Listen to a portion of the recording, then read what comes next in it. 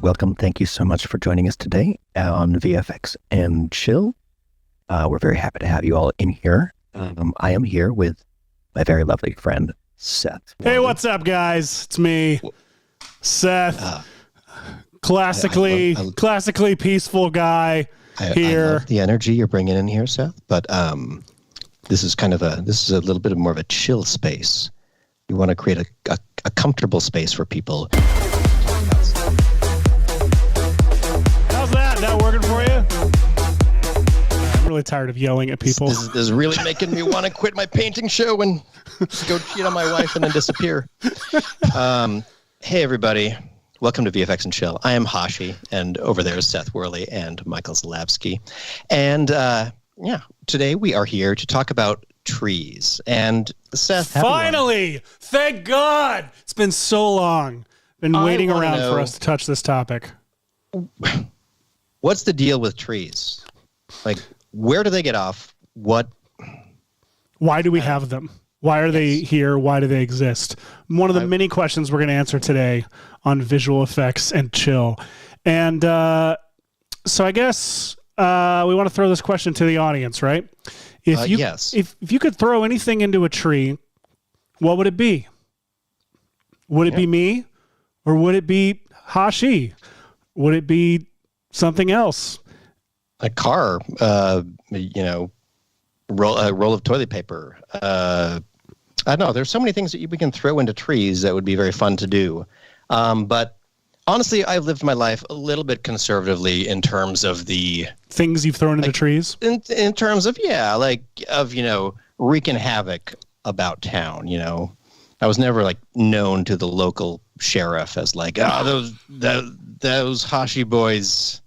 Well, one first thing is just I moved very quickly when I was in my prime, and so I was often thought to be several people at once. You good? You good? It's going so well. Anyway, really, audience, we would love to know what you would throw into a tree. If you could throw anything into a tree. The chat is alive already this morning. Blake Rizzo says that y'all are really branching out. All right, this show's over. We're done. I'll see you guys next week. Enjoy your weekend. Frigrid Chillweather says, hi, do have to log on to comment. God. And also says that it's the VFX shots that they're working on have them stumped. And Bill Hood says that their favorite tree is a Chris pine. I hate this. They want me to hit the button. I'm not going to hit the Chris pine because it's punny. But I'm not. We love Chris Pine. I wish he were mine. He's always on my mind, Chris Pine. I can't deny it. All right, fine. That's true. Your audio level is coming in with your drops really clipped. The drops were a little, those drops are hot. Interesting. Hot drops. Speaking of hot drops, Kick Kelvin says, what's the best tree simulating software apart from just getting models? What's the best software for creating trees to fit on terrains and stuff? Making stuff fit on terrains is actually really easy with Cinema 4D's toolset. You can use cloners with fields and stuff to make them go on certain parts of the terrains where it's really sloped, the trees won't be there. If it's too sharp, the trees won't be there. If it's narrow, there's also the place tools apart from the cloners that can do similar things. You can place dynamically based on radiuses with randomized sizes and such. So you can kind of paint into it. Hot Zen Monster in the chat is also mentioning helpfully that there are other third-party plugins for Cinema 4D like Forester or Teo from Insidium that can create the trees that you then place around the scene. Both of them have some really, really good tool sets. Forester has not been updated for a while other than to be compatible, whereas Teo is getting constantly updates. Insidium just teased some really nice new updates for making even more realistic plants. I'm excited. That's the one I use when I need to do tree stuff. I used to use Forester, but since Insidium brought out Tau, that's the only one I've used since then. But yeah, we are doing tree stuff, but we need to know what to be thrown into trees because we already have the trees. Now we're going to launch stuff into them. We would like to launch stuff into trees. Yeah. And so, Blake wants Seth on a motorcycle and on fire. A flaming motorcycle. Seth on a motorcycle. Okay. I can do it. Interesting. We can. I can do that. All right. We'll grab a plate and. Yeah, be right back. Oh wait, real quick, it's haunting me. Is my voice hot or is just the drops hot? No, just the drops, and they just come in like clipped. Let me try this again. Freeze. That was clipped? That felt right. That was fine. Wait. We love Chris Pine. Oh, that one's just a loud drop. Let me just. The only way for me to turn it down is to turn it on, as they say. So hold on one second. Yeah. We love Chris Pine. I wish you were mine. Oh, that's There we better. go. Yeah. All right.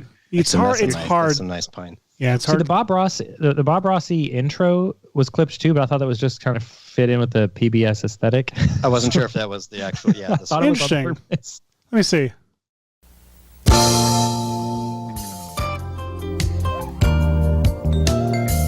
Yeah, see? We did it. We did it. We did it. We made it, a show. everyone. So yeah, audience. The reason we like your suggestions is because they take the show in a very interesting direction. It's really nice to get audience suggestions because like there's no better way to get us to like go off the rails Or than to get us an award. This is the reason. Or- The reason Hashi's blowing smoke at all of you is because we got nominated for an award, bitch, people, and People, we're finalists, as a matter of fact. we're finalists. Oh yeah, I don't know if we're Finalists. nominated, but we're finalists. I don't know how it works. Michael, do you want to explain? Is there some visual I can I go don't to? know how it works. I just know that the Shorty Awards are like, hey, VFX and Chill is a finalist in this category. So hey, in the description below, if you're on the Red Giant stream, I don't know if it's on the other streams as well. Let me check and see. But anyway, on the in the description of the video, this video that you are watching they all have the link to vote for us on the shortyawards.com. That is right there. lovely. I believe that you do need to do some kind of registration to vote, like as voting generally works. But I don't know. I don't know any other rules to this. I should have looked up more things once we were nominated. But such an they're honor to be linking to the nominated. wrong Raptor. not account. nominated when being finalists. But I already told them this. They got the wrong Raptors account. I already told them. Michael, you're such a good guy. Thank you, Michael. Despite cared everything about. that Like, people say about you. Raptors, like, okay. There it is. Look at that. Oh, look at those. Those. Yeah, look, it's you and me. Oh man, classic. You've I grown up so. I put on a whole lot of age and weight since the pandemic. That's just how it goes. Same clothes though. Same clothes. There you are. Look. I like this. Like, you've got a roaring dinosaur back there. Like, that is like the ghost of the raptor that's coming in the future. I also the love ghost that of raptors. Hashi has his child and his children. And I have my children. The universe tools. That literally is like my 3 kids could lead to any of these things here. What I like is that on the main page, like any place that you can see the VFX and Chill thumbnail that they have, it's that image, but it's square cropped, and so it's just Seth like centered and like my hand coming in from the side. I wish that was intentional. That would have been genius. It's so great, and I love it. Also, but yeah, something that you and I have an unspoken thing. I've noticed this, and I think we talked about this. We have talked about this. There's like an unspoken, even though I just said we talked about it. There's an unspoken, the most agreement, unspoken. agreement between the two of us that is being spoken now. That if whoever's writing copy about the show for marketing or for something, will put the other person's name first in the title. Because we're just so sweet and love each other, and it's so great. Except Michael's name is never in the show, so we don't obviously shows our priorities. The next time we should write. I'm just the voice of the chat and occasionally how to use the tools. You two are the stars. I think you should write copy with sometime, Michael, and just call it Michael and Michael with Michael and Michael. The Michael Show. Speaking of which, if you want to see the Michael Show, I'll be streaming live from the Maxon booth. From the Maxon booth at NAB on Sunday evening, I believe, 5:30ish Pacific time. I think. I forget. That sounds was not paying exciting. attention. But yeah, I'm going to be presenting live from the booth. I've got an hour-long show on saving time in your workflow. So little tips to make life. Did go they ask you to faster cut and that better. presentation down at all? It was 3 hours long. Well done. I'm just kidding. Everybody, no, definitely, if you're going to NAB, definitely check out Michael's talk. He's going to be just as insightful as he always is, which is overwhelmingly insightful. So you get it in person this time. So go do it. That's true. Probably been making jokes most of the time. All right, we've got suggestions in the chat for things besides a Seth that's on fire. Excellent. Can we take, Michael, would you be willing to take note of... Oh, I know. Take note of those, because we're going to come back to those. We are going to come back to those. So, but it would be worth... we should hear them, actually, just in case one is like, oh, we should prep or find that. Oh, smart. Hot Zen Monsters suggests Beeple. Nick Fitzgerald wants Minions and a banana tree. Ooh, Blake Rizzo wants you to send several cats into the trees. A couple of people, let's see. Oh no, Frigby Chillweather wants you to mocap a tree like the Ents in Lord of the Rings. No. Blake Rizzo wants fire trucks, and Bill Hood wants you to light trees on fire, perhaps with pyro. Ooh, well, have we got a tree? A treat for you. Seth, if you want to show my screen, I do. I can show a little bit of where we're going with this. Now, why did this come about, Seth? Like, this all generated from just like you innocently. Right. I think I described this as Seth, as everyone knows, is working on a feature film right now, and there are multiple things to do when making a feature film. So with 500 Seth is doing what I visual call shots. like running around and like lighting things on fire and then circling back like a little while later. What did you say? What did you quote? I forget what it was from. I can't remember. You like, I lit several fires around the camp already. What was it? Oh gosh, it was something like that. It was like, oh, so good. Like you've run around base camp, like lighting several things on fire, and now it's time to circle back. And speaking as if it's getting things done. Yes, there's a particularly complex shot in the movie that tilts up. It's this really cool Steadicam shot. It tilts up to the trees, and the idea is that spoilery things will be coming down the trees. And if you've seen the short, Darker Colors, that was based on this feature concept, no, it's not the spiders. It's actually something bigger. So it requires the trees, the branches in the trees, to be significantly displaced as the things are moving through them. So the thing is, I don't know how to do that. Shot the plate. The whole movie was shot 30 seconds before the kids had to wrap, right? Like everything you see in the movie is being done in the final seconds before everything falls apart. So this was one of many plates that I just shot without fully knowing how it was going to accomplish the visual effects in post. And so I noticed in the shot, there's a moment, it tilts up, and there's a moment that the sun just blasts the lens with a actual beautiful anamorphic lens flare. A real lens flare. And damn it, I was really trying to avoid it. I tried to walk around. I think I went too far and brought attention to it. So it tilts up, and the flare provides a really great opportunity to just transition fully from the live action plate to a fully 3D environment looking up at the trees. So I threw that out at Hash, and if I were a more manipulative person, I would have done it with the intent of seeing results later that night, because I got results later that night. Hashi just like starts dropping renders into Slack of him just throwing things at trees and getting this incredible simulation. And you're doing this in cinema, right? Doing this all in cinema and using an unlikely candidate for this, which is the cloth dynamics system.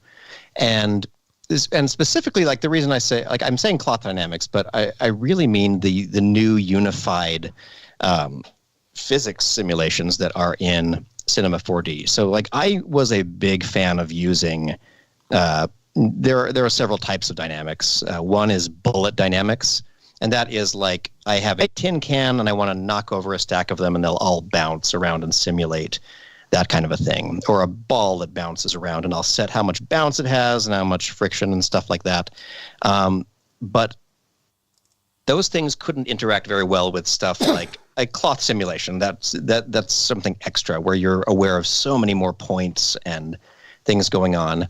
And for whatever reason, Seth, when you asked about this one, let's see, which is I feel like this test ended up being kind of the most successful, where I was like, hey, that looks a lot like stuff going through a tree. It really looks does. So good. The leaves are moving, like everything looks right. Stuff's getting stuck in there. It's awesome. It's wild. So I would love to talk about that process today and kind of how we got here. I don't know if can we see the hotter trees though first? I really want to see them. Oh, yeah. I mean, calm down, Michael. Okay. They're so good. The trees are so hot. Show me those hotter trees. I want to see the hotter trees. Now, yeah, I did realize that one of the cool things about the unified simulation system is that it has our friend named Pyro. And what's fun about Pyro, this is the jet. We have several varieties. Let me see. Is this the reverse gravity one? Because that one made me laugh. That one's my favorite. Okay, I think this one is the most cinematically appropriate one. Like where you're like, it wouldn't light up that quick, but it's not. It's out of the movie realm appropriate. Of like you could say, oh, maybe that barrel was soaked in a flammable oil. It's stuck to gas tree. It's fine. You know, whatever. It's fine. And olive oil comes from trees. Exactly, it's an olive oil tree. My goodness. Let's see. I'm starting. I saved a bunch. These are all viewport renders, by the way. This means this is what it just looks like in the viewport. It looks so good with no rendering at all. I like how we know that. Like, it's very clear. This isn't Redshift. I see. Yeah. Here's the Chernobyl one. I love this one. It's like the tree is blasting off. Which. It's just so cool. No, see, Seth, this is the difference between burning the tree up and burning the tree down. I can't hear anything. Can you, Hashi? So there's like sound coming from Michael's box, but there's like, I don't make sense of it. And now I want to see that tree blast off like a rocket ship now. We could do that actually. It's not that hard. This one, I mean, that one's cool. If I'm looking carefully, like it's really clear that these are little voxel creations of flames. Like they've got all the telltale signs of that. But I don't know. To me, texture, in motion, that's the one, man. This texture is just so cool. It looks so good. And like, yes, I know that a tree is not made of jet fuel. Do you have density on at all there, or is it just emission? Is it just I think this one I turned up density on. No. It's just fuel. Crazy for that. So those weird terms we were using is that basically we relearn it every show. We do relearn it every show, and a big shout out to our the other members of the Maxon training team, because here at Red Giant / Maxon / ZBrush and all we're all just Maxon 1, but there are many different talents that all come together to make the crazy stuff that we're making. Different talons. Many. So anyway, I would love to show you all from scratch how I came about doing this tree. Does that sound cool, everyone? Please do. Now, Excellent. No, I'm not. I was going to take a guess. I was going to pretend to take a guess, but I know exactly how you did it because you showed me. So it's true. I just wanted something to do. Actually, I have something to do. I like the cat recommendation. By the end of the show, I want to see some cats fall into trees. Potentially cats that are on fire. So I'm going to go on Sketchfab and find me some cats. Love it. There may be some in the asset browser already. I can't remember. There's a cat asset browser. Speaking of the asset browser, I mean, that's exactly where I started with this whole search. And I just went and jumped into the asset browser and typed tree. Called me the asset browser in high school. Look at that. There's a bunch of trees in here. And let's see. So there's this alder tree, this ash tree. I can't remember if it was the ash tree that I based a lot of this stuff on.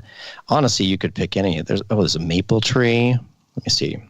So I can just double click and bring that in. Oh, I didn't like this maple tree. This had the telltale signs to me of this maple tree of CG, or not even of like game model. Yeah, that maple tree can go to hell. So you can get rid of that. And in fact, I'm hiding it from the asset browser. Uninstall selected. See around. Yeah. That barely did anything. It just cleared my cache a teeny tiny bit. What did I use? Was it this? Was it the ash tree? Maybe. I think this is the one that I used. I've modified it a bit since, but check it out. It's a pretty healthy model. Jason Murphy says that every tree is an ash tree after that fire, and also mentions that we need a nice crying Smokey the Bear in the background. Oh my gosh. Okay, real quick, I just want to show off on Sketchfab. Let's see. On Sketchfab, I love finding this model. Wow. But the best part of it, it's just called, it's just called cat. Just a Moor, normal, you just sly a regular, modeler. the most normal cat. Yeah, This A cat. I love it. Perfect. I love warrior cat is like every cat. So this is pretty amazing. I'm curious to see, like, look at this bonsai tree. I want to see what this bonsai tree looks like. Tiny, I assume. Oh, yeah. The clue being in the name. Look, like there's some very healthy plants right here in the asset browsers is basically what. And I'm not saying anything, but I hear a rumor that there may at some point in the near future be more of them. Maybe. What? Possibly. All right. So basically, we're going to do a process that honestly could be done with anything, and we will hopefully do it with anything during the course of the show. And that is utilizing several things. So we're going to utilize the volume builder, the volume mesher, all to create a mesh deformer object. And it's kind of cool because I remember watching a tutorial. Oh my gosh, I don't remember if it was, I think that it's an EJ tutorial, Hassenfratz, with a Velociraptor using the soft body dynamics. Yeah, him and a Velociraptor giving a tutorial.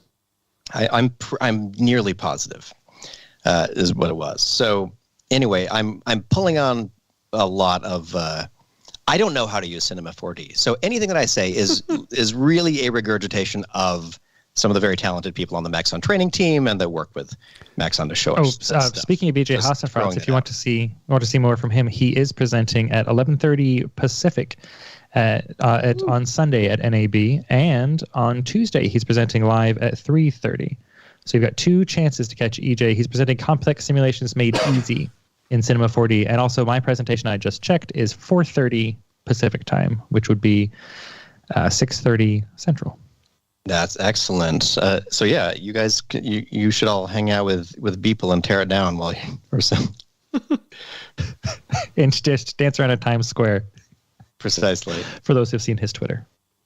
Oh my gosh, those things. I can't. Oh, those masks. Anyway, yes. All right. So what you all may notice is that we have this tree trunk and the leaves, and they're separate, which is nice. The leaves, I always say leaves, but we'll see. So yeah, look at this trunk mesh. There's a lot going on. Look at that trunk mesh. Mm-hmm. I mean, a lot. Like there's so much going on that it even I've crashed just trying to select the object. But as many of you will know, anytime you run a simulation, basically you're simulating a bunch of little tiny, like the smallest units that you're willing to tell the simulation to simulate, to do something. And something like this would be really stupid to try to do something like that with. And so because I did at least know that, I knew that much, I thought, what if instead of trying to deform this tree, I tried to deform the essence of this tree with a lower poly representation. Now, before I knew about the volume builder, there were very silly ways you could do this. You could do something as simple as, like, you could make a cube and resize it to kind of be like, this. And this approach actually still could be valid in a lot of situations like this. You grab a cube or something like that, add not too many subdivisions, maybe like 2 or 3 on each side, and then turn that into geometry by pressing C, make it editable. And then if it's an X-ray mode, then you can go to a view like this. And now from here, you would go around and kind of manually select like the top and start making this cage smaller, you see, to kind of envelop just the tree, and it's a kind of fun process, but it was a little bit annoying to deal with. And this is the old way that I used to do a mesh deformer. A mesh deformer is effectively like putting this tree inside this box that only has a limited number of points. And those limited number of points can go do the whole simulation. They can bounce around and fall down. And it's not very intense for your computer. But it's much easier for it to say, just maintain the space that's inside this little volume, and whatever's in it, so like this trunk and these leaves are in it, that whatever happens to me is happening to you too. But it doesn't have to do as intensive calculations. That all makes sense? I'm sure EJ explains it, but I don't explain anything as well as EJ. No one does. The E stands for explains, I think. Explains joyfully. Joyfully. Yes, generously. I've been teaching homeschool this week and am clearly doing a great job with the spelling category.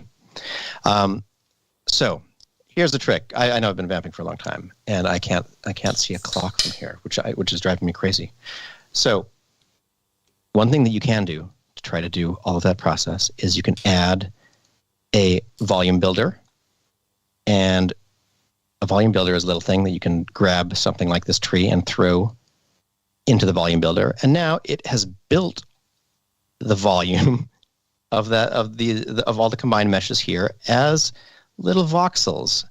And voxels, as you all hopefully know, are just these cute little Minecrafty blocks that make up your space. They are basically the ground level of what is used for fire simulations and stuff like that. But in this case, I actually want to use like this very stupid function of this, which is just to go to the volume builder settings. I might turn up the voxel size higher. You can see that the higher the voxel size is, the more, like we get into like Duplo territory, and then the lower it is, the more you get down into, what was it called, Quixels? The attempt at making like super high resolution Lego. There's Quixel something else. Quixel Bridge is a thing. It's like a brand new term I'd not heard until like a week ago. Yeah, ignore all that. I'm building it out of blocks now, building blocks. And then on top of that, I can put this volume builder in its accompanying thing right here called a volume mesher. I drag that into here, and now it wraps this nice new mesh around this weirdo volume that I've built. And what I kind of like about this is that it's basically giving me the essence of what that shape is. It would be perfect for trying to turn something like this into a VDB or something like that. And in fact, there are several different types of volumes you can be creating: a signed distance field, a fog, a vector field. But all I want is this shape, and then to go to the mesher and play with these settings and do that. Look at this. Blobbed. So I just turned the range threshold up, and now I have cartoon version of this exact geometry. It's marshmallow tree. And if I turn up adaptive, it'll try to like optimize and do fewer polys and stuff like that. And if I turn down the voxel range a little bit, there's probably some nice mix where it's somewhere like around here where I start to get a complex enough looking shape that it very tightly encompasses that original leaf. Or that original tree. So I can make something like this. I could even, one of the examples that I showed Seth, I ignored the leaves altogether, brought them out of there, and just, let me hide them for a second. Oh, this made me crazy. This is so fun. So watch, if I turn the voxel size down, so I get a higher resolution with the voxels, but then go to the volume mesher and make it a little bit more bloated. Look at this. I can get basically like the ant colony version of my trunk mesh, which looked like this to begin with. So like all these nice tapered edges and everything like that, but I can take the volume builder and do this, and then once I put it in the volume mesher, give it a nice thing like that. So basically you can create these cool meshes. Look at this, it's a coral reef thing out of this volume builder. And the beautiful thing is that you can then convert this to geometry if you want. You can apply your own things. You can run it through the Z remesher and get a nice like topology out of this weird. They almost look like hands. It's terrifying. I promise I won't get distracted at every single step of this process. You should not make promises. It's just it's so fun. It is. It really is. I mean, you can get distracted all you like. I'm over here just literally doing Smell the cat. The Lord's work. The Lord's work. So what I'm thinking to give you Well, I'm not going to get ahead of you. So you keep going, and then I'm going to apply what you're doing to this cat, as I always do. As we always do. Okay, so just to show you how much BS I was doing, load a tree from the asset browser, and then add a volume builder and put the tree in the volume builder.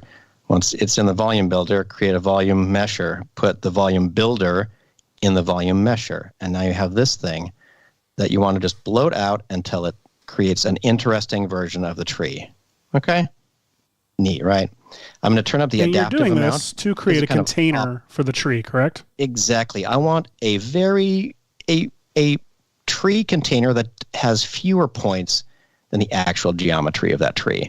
So now that I'm here, I'll just right-click on my volume builder, and I'll say current state to object, because I want just a mesh that is just that.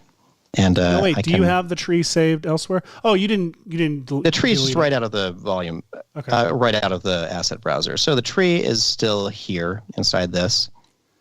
And just here's a real quick update that this is what it looks like if you do that to a cat. Back to you, Hush. That's perfect. This is like, this is like the Pompeiification of items. Like, I feel like that thing should be in the British Museum for sure. This paper mache marshmallow cat, 100%. Wait, let me see Marshmallow Cat again. I really. Oh yeah. I appreciate that. I like this Marshmallow Cat. It's lovely. I might just leave him as Marshmallow Cat and make him a new mascot in the show. I feel like Marshmallow Cat is something that you should like jump on copywriting the IP for, because I can see a whole line, line of stuff. Hey! I'm gonna have some fun. I do want to point out for those who are interested in using the volume builder volume mesher workflow for modeling, there are filters and such you can also apply in the volume mesher to like blur things and dilate them and erode them with more complexity than just those couple of sliders. Like there's a whole bunch of little filters. What? There's more? Tell me more. Create a curvature map or what? Oh, the curvature map is fun too. I'm excited about that. But where are the filters? Where are the filters? Hang on, let me pull it up my end so I can. Because your screen is so tiny. Your screen is so tiny for me that I cannot see. Well, I'm sorry, Michael. I'm sorry that my. It's not your fault. Here. Is this better? Is this better for you? No, I'm working on a tiny little laptop screen. Oh, that is better. Look, now that we're over here, I can see things much better. For me, it's the aspect ratio, because I have this as big as it can get, but that means it cuts off the top and bottom of the screen. Yeah, basically we can't see or hear the show that we're broadcasting, which But where are the filters? We did get one step closer. More important, Mike, where are the filters? Oh, right.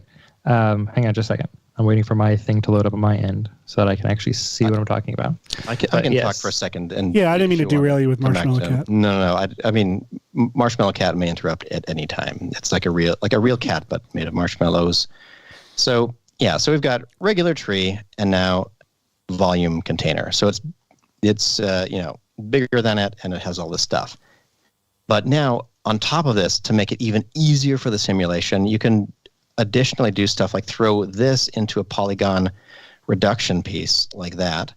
And this will think for a second, and then it'll get rid of 90% of the polygons in that, depending on what setting you have it on. I think it's default 90. And I'm just going to start turning this up. Let's see, 96. If you press 97. NB, you can actually see the geometry. So look, I can get down to a very, very like lousy level. I try to kind of find where like at a Fong level, like 60, what is it at 80, I guess, it still feels a little bit round.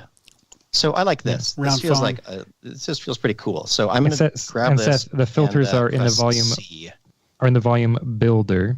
If you hop in there real quick, I can show you. Okay. Ooh, let's do it. Volume builder. Yeah, go in the volume builder and see we have the object there? Yes. Like in your list. A reminder that you don't have to nest things under the volume builder. You can just drop them into that list. You don't. I forgot about that. Boop. Yeah. But you can also, below that, you see where it says SDF smooth. Click and hold that. You've got smooth, dilate and road, close and open. Look at this. You're an artist now. You've stylized that photoreal cat into this. This was like a mantelpiece in your house growing up, Hosh, wasn't it? It was actually. And there's we all kept my kinds great grandmother in it. There's all kinds of useful things you can do with those tools. For like if you're doing a liquid sim, like frequently you want to use the dilate in a road to make it get bigger and then smaller to get kind of more fluidy looks. There's all those things you can do, but there's also, importantly, a cache item you can use. So if you've got something fairly complicated with the mesh builder and it takes a while to recalculate, you don't have to recalculate the whole mesh builder stack every time. You can insert a cache into that stack and it calculates, So if you're trying in to order. store like Ring of Fire, a Man in Black. Wait, where are you seeing that? I'm blanking. Underneath the mesh, like right next to SDF Smooth, there's a folder to create a folder, and then there's a cache. It'll create a cache layer right above. there. Yeah. So it'll cache what the volume builder has built. So if you've got like a bunch of different objects and a bunch of different filters and you don't want to recalculate every time you move some stuff around, you can put that in there and it'll cache everything below it and stop recalculating it. So if you're fussing with a different part of them, like other things that are meshing together above it in the stack, because you can use a volume builder to model some fairly complex things without having to actually model, but just by putting procedural shapes together. Because years ago, right after Volume Builder and Mesher, I feel like we're still a fairly new thing because there were tutorials I found on it, and that's how I opened Cinema and modeled the main monster in the Darker Colors short in an afternoon, having never done it before. And I remember doing it in this workflow because you can reference. Correct me if I'm wrong, you can reference geometry in here and like additive and subtract modes as well to model. Am I wrong? Oh, does it work? It works like a bool. Yeah. You don't have to just add things. You can have things that subtract. I remember when they first brought it out, Rick Barrett showed a gummy bear with the chomp taken out of the ear. So you set different models to subtract, unify. Like it just works just like a Boolean. You can have it be the unity of two objects together. You could have one object that get bite at another, or you can add objects together. Like there's a lot of control you can have here to model whatever you want. And then with tools like the remesher, you can get like nice flowing topology in a really short amount of time. Justin Leduc says they asked ChatGPT to come up with the joke related to Cinema 4D. Why did the 3D artist refuse to go to the beach with the Cinema 4D software? Because it was afraid of catching a wave of new features and updates that would distract it from finishing its project. I hate this. I was just going to say we're going to stop this now. Yeah, because it. Sorry. Oh no! What are you doing to this cat? Nope. Don't worry about it. It was an accident. This is amazing. I was trying to do the golly freaking. Well, listen. First of all, remember that this is just an instance of the CAD geometry, and so like at the minute this is interacting, there's an uncertainty principle here at play about whether or not there's a cat in so hang on. the reshaped object. If I bring that cube into here, subtract it now. Let me turn these off. It now gives me the cat minus the cube. Minus the cube, yes. Now, I know that it's funny that you're removing a cat's head with a cube, but isn't it awesome? Look at that. It's like Boolean, but like even cooler. So let me real quick dive into Inception and go to our show live. But hold on, if I go to oh my gosh, wait. If we should always live broadcast our show through your monitor during the show. Yes, we should. We find the... Ooh, it would be it would be a way to show in real time. Oh yeah, it'd be delayed. What our delay looks like on our end. So here's the original concept art for this monster in the short, and that's me. That's the model that I built.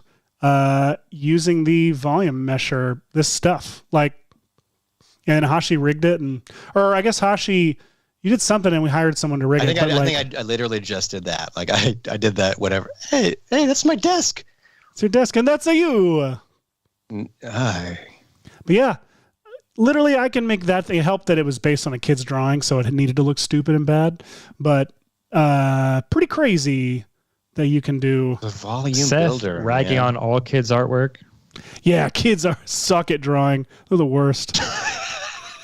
Go back to school. Actually, I can never say anything bad when Daddy Dinocorn exists. Oh my gosh. That is all. Bye. Hush, what are you doing? We should go back. I don't even remember. I was so excited about all those extra filters and things like that. That's so cool. But no, we need to show people to actually throw stuff at a tree. Like, oh, we do. Oh yeah. So you keep bringing this tree, and then it'll show me what to do to the cat to make it interact. Yes. All right. So So to review, we grabbed our tree, we threw it into a volume mesher. We then threw that into into a volume builder, and then into a volume mesher. We exported that and put it into a polygon reduction thing. And you could actually do this non-destructively. I'm doing it destructively because I don't care. And now I have this nice reduced polygon version where I can just I'll make that editable. And now I have this, and we'll call this tree cage, because trees should be in cages to protect, just like children. to protect them from Lock them tree up. vandalism. Lock them up. So we've got, so now check this out. With everything turned on, you can see none of our tree poking through, which is pretty cool. That was the whole idea, is that this is a very tight cage around Tight the tree thing. cage. There you go. And in fact, while you're working, you can always have your object selected and check X-ray, so you can sort of see through it like that. And look at this. It's a perfect, nice, like tight cage that has a lot of the resolution still, but not all the crazy detail. EchoStorm is asking, is it better to export it to make it editable after the mesher and then put it into poly reduction? No. You can stack them all up. Look, in fact, watch this. Here, we'll do it again, because I promise. Again, this is actually a really easy process. So we're here. We went to the asset browser and loaded this tree, and then we took it and we put it in a volume builder.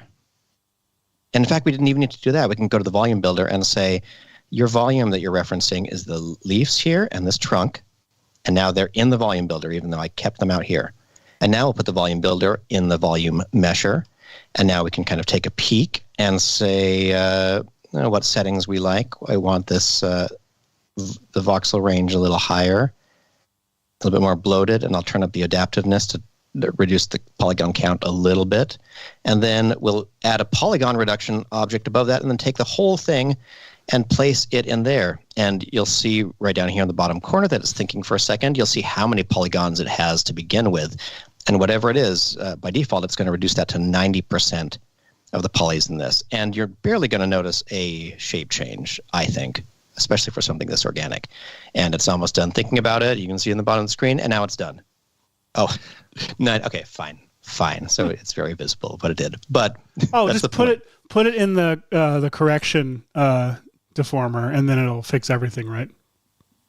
Well, Brian Smith is asking, is the Z remesher have any benefits over polygon reduction? In some instances, yes. The Z remesher if you're gonna gives you square polygons and good polygon flow, whereas the polygon reduction just reduces polygons. But Hashi's about ready to do a cloth sim, and it works really nicely with triangular meshes, and the polygon reduction tool keeps it triangular. So Hash, have you applied? They both have the benefits. Keep it triangular. I have not applied anything yet. So you haven't applied the cage yet? Okay. No, and so at this stage, because this is going to become the cage for this tree, I am going to do a current state to object here, and I can leave this in here, and I can just minimize it and close it down, hide it. No, get out of here.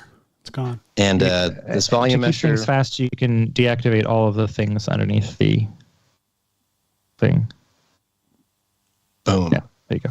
All right, so we're back just down to our original tree that we got from the asset browser and this low poly cage thing that we made.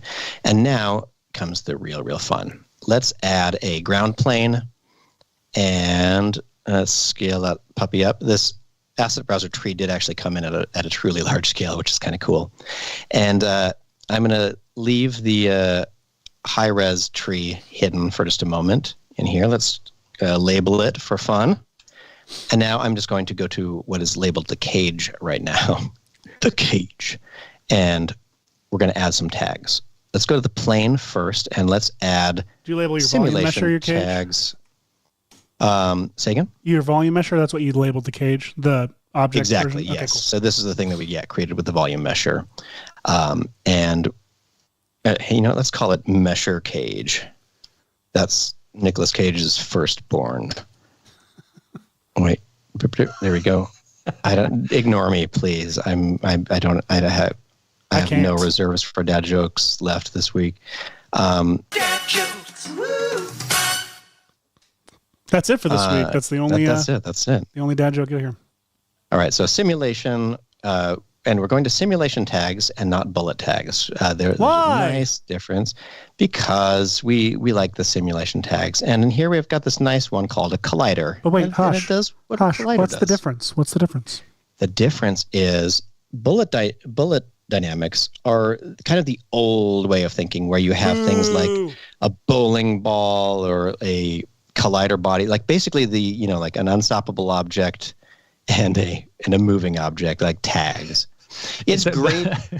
It's the old non-together. So the old cloth and the old bullet didn't interact. Like nothing interacted with each other. They were just kind of separate simulation systems versus the new unified simulation system. If you see them anywhere here under simulation tags, all of these can interact with each other. And that is what got me excited. You could have shirts interacting with ropes, interacting with jellyfish, interacting with belts and hangers and balloons and fire and barrels of oil. I mean, it's my birthday party all over again. It really is. I mean, we're just missing. It's perfect. It was perfect. I love it. You're perfect. So we'll add a collider tag to the ground, and then, and once again, like I could have skipped all of these steps since we did this polygon reduction. All I'm doing next is adding a ground plane, collider tag, mesher. I'm going to go to the simulation tags, and I could do cloth and then get there because that's sort of what I promised. But I'm going to click on balloon because it's a shortcut. It adds a cloth tag, but it says balloon because balloon has the option to have some pressure. So let me play this just because this is fun. So look, it's a balloon. And so that's silly. It's collapsing because this would collapse. You could overpressurize the balloon, which is kind of fun. So we'll try overpressurizing it. Like maybe that'll inflate it a little bit more. But there's a lot of mass up here at the top. So this may not be working as well as you want. Let's see. Maybe we could add some stretchiness, and so as it inflates, it'll get even bigger. Let's see. Oh well, now I'm just I'm making a tree that collapses. Anyway, ignoring all that, I use balloon physics. Let me just reset my balloon settings so we know where we started. So I do balloon because I like it, and then here I'm going to go down to the dresser, and you notice the trunk was always going crazy. So I'm going to do something about that. I'm just going to select a handful of points in the trunk. And actually, here's what I'm going to do. I'm going to select everything. And then I'm going to, oops. Hey, wait, Rob, sorry. Is your plane just a regular collider? Collider, the hanger one. So there are two. There's bullet colliders, and it's not a collider body. It's just a collider. I'm not going near the bullets. Perfect. So I want to firm up the trunk in the middle here. And one of the ways that I can do it, especially for the purposes of these simulations, is I'm going to select all the points, and then I'm just going to do a little deselect all of those. Then I'm going to turn to the side. It's like giving someone a haircut, basically. What I've just done is I've now made it so there's a selection that is basically just a handful of points that are kind of really toward the center of here. And there are a handful of things you could do here. You could paint this whole situation with some weight tags, and weight tags can go into many of the categories down here. But what I want to do is I want to use the dresser function, and with these points along the trunk selected, and in fact, I could even store that selection so I don't ever have to find it again. Store the selection. It becomes a tag right there. I can go back to my simulation tag, the cloth tag here, and go to dresser and say fix points here. And what do fixed points do? Watch, let's play. Hey! Simple, easy. And this is exactly what the tree is that you saw at the beginning of this episode. It's just this. It's a balloon tag, basically nothing at all modified, and it just bounces around and does that. Now, before you get to how you see the tree inside of it, let's check in on Marshmallow Cat, who is just having a bad day. Oh, come on, Marshmallow. It's okay. That's the Michael Cera. Yeah. Arrested Development. Yeah, it is that. I look like Garfield. He becomes more Garfield as he gets. I completely ignored the giant word Mondays in there. You always do. I was like, that might be a calendar or something. Yeah, so I'm just going to... my cinema calendar I keep in the background at all times. Oh my gosh. Well, in your defense, Hashi, Seth made it as a spline instead of as a solid text, so you probably look right past it. Solid. Beautiful.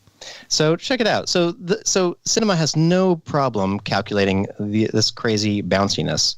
And one really fun thing about this is that now that it's in the simulation world, I can do all sorts of crazy things like let's make a little sphere. We'll put it up here.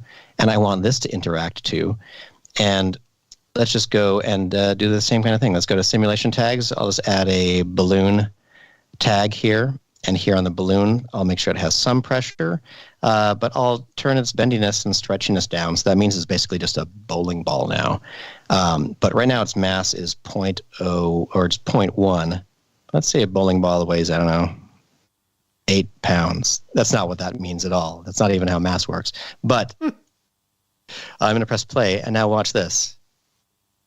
Look at that. Okay, so this is where I started having just the most fun in my entire life. So just throwing things through. Look at that. It's a big, heavy rubber ball. Really heavy rubber ball. That's actually awesome. on the trees tag. Can you make it follow the original points better so it's not quite so floppy? Yes, I can. So there are a couple of things that we can do here. So we can tell this to be a soft body object, and check this out. All these lines appeared all of a sudden. And what they basically are a visualization of if you had like little bungee cords, like stretching from like one side to the other, all trying to help maintain this original structure. And you could say, let me see, I don't remember what will happen right now with the default soft body enabled at first. It'll still fall a little bit. Not as much. Ooh, I see. I was thinking of just using the mix animation tab, but that's a cool way to do it too. Because that'll help it maintain it. Well, yeah, and that'll help. Well, the mix animation is still interactive too, but this helps it maintain its structure a little bit, somewhat. So what would you do? What you would do with a follow shape? Check. No, what would you do here? I would use mix animation with pins or with force, either one. They do different things. With pins, tries to make the points snap back to their position, whereas with force just kind of means it's kind of like little bits of wind blowing on every point to kind of try to push them back to the original position. Okay, so if you were at full 100%, it's just a rigid object for all intents and purposes. And in fact, if for the sphere, if we wanted to make that a non-deforming thing, we could do that too. Well, then it wouldn't fall either, because it's trying to stay exactly in its original position. So never mind. Don't listen to me. This is a great way to very art direct your simulations. So the mix animation lets you keyframe whatever motion you want, but then has the physics with it. So if you take the mix animation pins down, it still tries to snap to its position, but let's say like 9% influence. Let's see what that does. Let's loop again. I might have made this a little bit too long. Look at that. It's now a very nice rigid tree that matches the scale of the scene, which is really cool. There's so many different things you can do here. That's a great solution. I like that a lot. And in fact, I can disable my soft body. I don't even need to be thinking about that. Look at this. So then we can turn this down, I guess. There we go. So here's the little bit of give. So right at the beginning of this simulation, you can see when I press play, the tree kind of settles or whatever. And if you don't want to deal with that, one of the cool things you can do is you can go to the beginning here, grab this tag here, go to its dresser situation, and say, just relax for like 40 frames. Just relax. So ignoring that sphere, which maybe I should turn off for just a second. Because I don't know if that actually affected it. Again, under dresser, we'll say relax, 40 frames worth. Actually, let's try 60 frames worth. And we'll say relax. So it's going to let them fall and then sort of settle. And now once it's here, I can say set this as the initial state. And now when I go back to frame 0, well, we already are there. The tree is settled already to begin with. Cool, right? So now if I play right from the beginning, it's basically still until something comes and interacts with it. Boom. Gorgeous. So really cool. But this doesn't look like the tree that we started Doesn't with. look anything like it doesn't the tree. look It looks anything like like the your tree. marshmallow. Finally. Okay. What could we possibly do? Well, since we've been working a lot with meshes, I think that we should introduce a little element we like to call the mesh deformer. Right after this quick break to check in on Marshmallow Cat. Oh no, Marshmallow Cat. Marshmallow Cat. Oh. Oh, Marshmallow Cat. we'll miss you. All right. I'm really curious how Marshmallow Cat and some clone, like a quick cloner staircase, would interact. You could bring that, like I spilled my cat TikTok video to life. If people have seen that. Spilled my cat. There's a video of a real cat basically like just it looks like somebody spilled their cat down the stairs. Not in a cruel way, in like a jello rolling down staircase. because they're tired cat. Anyway, look at this. I can use this mesh deformer thing. And in fact, you'll notice it doesn't line up very well with the tree anymore, and that's because I forgot and I did the relax thing here. And in fact, I can undo that by going back to the initial state and saying clear, and it puts it back. So now we've got a perfect mesh. We've got a perfect tree. We'll take this mesh deformer and we'll put it in just anywhere in this tree group right here. And then Because deformers have to be on the same level of hierarchy as the thing they are deforming. So anything you want to be deformed, group it under null, and then put your deformer there. It works for the twist, bend, and all the deformers which are the purple things in Cinema 4D. Purple are deformers. Green are generators. Right? And then, so now all we got to do is go to the mesh object itself. And here, cages is one of the options. I'm going to drag my mesher cage right into there. And when I do, I will press, actually, let's see. I don't need to do this right now, but I will. You can open up the Advanced tab. And one thing that was always bumming me out before is that there's this External tab. And when it's set to ignore, if there happens to be any little point of the tree that is sticking out of this, and this kind of came about kind of randomly with a bunch of polygon tags and stuff, I might be missing some bit of leaf, or those leaf polygons might actually have points beyond this, and I don't know. So instead of ignore anything that's outside it, I'm going to say surface and leave that at 10%. And then I'll press this initialize button and watch this. Initializing. I realize I'm way out on frame 158. I shouldn't be doing that, but I was. So I'll go back to frame 0. When you press initialize, it adds these compositing tags to the cage itself to make it so it's just rendering as this kind of clear cage around everything, which is really cool. And now I can actually hide the cage because I don't really need to see those polys in there at all. I should turn off my autosave while we're doing the broadcast. So let's hide this object because we don't need to see it. We just want to see our tree. And now let's enable our sphere again. Where is the sphere? Oh, yeah, it's right up there above that. And now, because this mesh object is here and because it's been initialized to this mesh, watch this. This bowling ball is going to fall down, and it's going to dive in here and interact with this tree. Look at that. So cool and so simple. So satisfying. This is on my 3-year-old computer that is basically deforming in like a 3D mesh form the whole tree using those really blobby versions of it. Hashi, I have a cat that's ready to be dropped into this tree. You have a cat? Oh my gosh. You know what, real quick, let's actually, can we fine tune this cat to be a little more we want it to be more cat-like? flaily? Like, I'd love for it to not be stationary in the air. I'd love for it to... I'm trying to set it... Oh, then, yeah, if you want to fill it around, go to... Michael knows exactly how to make a cat sail around. Yeah. Go up top to your simulate menu, go to forces, and go probably turbulence. Might be a good place to start. You're going to need to crank the power up significantly. Turbulence? Yeah. Smart. Man. Like, we talking thousands? Just hit play and see what happens. Only here on VFX and Chill will you see us turn up the turbulent force on you're the gonna cat. you're also going to need to put the scale up and the frequency up some. Let's see. There we go.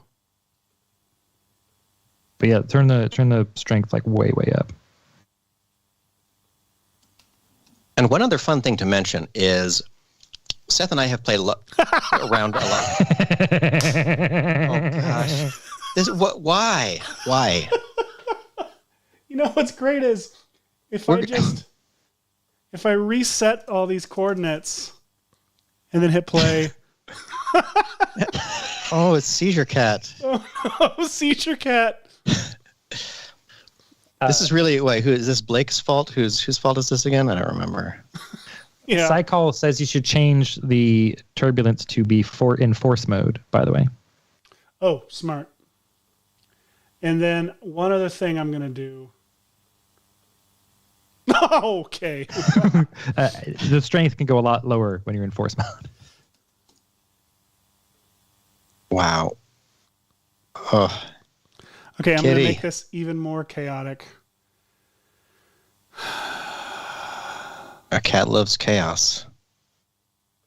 Oh no, Did I put you this on are the not cat? doing what I no, think not you're that. doing. Do I put the tag on the cat? The pyro tag goes on the cat, yes. Yeah. Again, too quick with that answer, Michael. Now, Larger voxel size, Seth. Yeah, I agree. The show's going to die. Hang on. Well, it's not that. It's just that your cat is, I think, a little bit too large for world scale. Drop a person in and see. hey, Garfield lives large. Go to your parametric like generator objects, like your parametric objects, and drop a person, a wooden doll thing in there, and you'll see what this scene scale is. Parametric objects. Oh, cube. Go to the cube, hold the button down, and grab the person. Oh, oil tank. That person is 6 feet wow. tall. Yeah, that's a 6 foot tall It's person. a huge ass cat. Do I just make the mesh Is that fine enough? We'll find out. That should work if When you hit if you play. grabbed everything. Oh wow! Oh, This is what happens when, like, if McGonagall tried to disapparate in cat form and like forgot the I swear this is a rule. Wow! fire cat. Wow! I kind of also just want to I see how don't- it looks if we roast marshmallow cat. Yeah, remember that this is a marshmallow cat. Everyone, settle down. Settle down. Why is he a cage?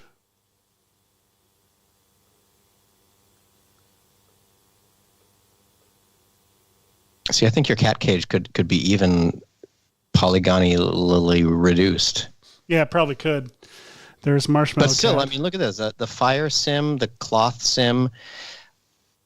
One thing I would love to point out about these, like, it's not just that surface This poor cat. is my gosh, save and iterate right here, just because We're right talking here is very cool. We're talking so clinically about this cat while it is burning Look, alive. it's the only way we can get through this. We've seen it too many times. Go into your pyro tag. Yeah. And one thing that I love about pyro is that, or go to the pyro object itself in the thing, and then under the pyro scene, go down to I think it's let's see, Horses? I think it's up at the top somewhere. I'm just trying to remember what it's called. I can't read it on your screen. Oh, here we go. So the density is good. So those things are good, but turn up the vorticity strength, and what that's going to do is that will affect how much the heat from the flame affects cloth objects. Yes. So now not only is the fabric the thing that is on fire, but the heat and the rising air from the flame is propelling pieces of the cloth up because that heat is.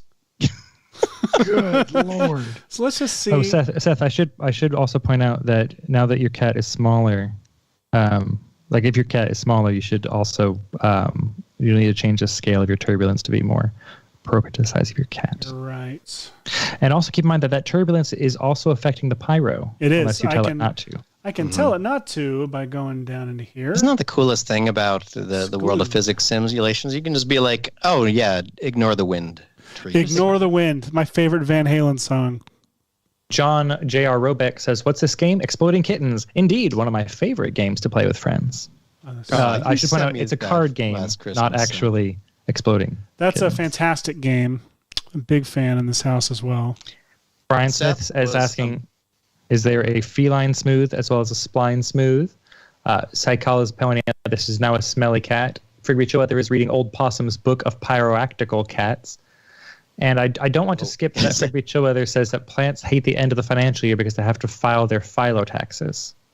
No, it was too long of a walk. That was such a long walk. It was, and I don't like where we ended up. But Seth, would you mind just for me clicking on the cloth tag on this cat? Yeah. And just go down to tearing. Oh and no! Open that up. Just because. Adjust anything? Let's try default. Let's see what this will allow the cloth to tear. Should the whoa? What? Oh, your cat jumped back to its original size. It's become self-aware. It's coming back. No, it jumped back to its original size. Oh yeah. Because when you scaled it, you used the different kind of scaling that it didn't care for. I did. And why? There's more than one way to scale a cat. Okay. I did that here. Where is yes, so scale it back up, then go into point mode and just grab the points and scale it down would be the easiest way to get it. Its coordinates, transform coordinates are at 1, so I don't really know where it's scaling. And then just do a current state to object with it, and then just quickly there's a lot of ways you could fix it. Just scale the way you want. Object, and then just transfer everything to that. Mm-hmm. Oh, it's all there. Okay. I'll just need to make sure the mesh.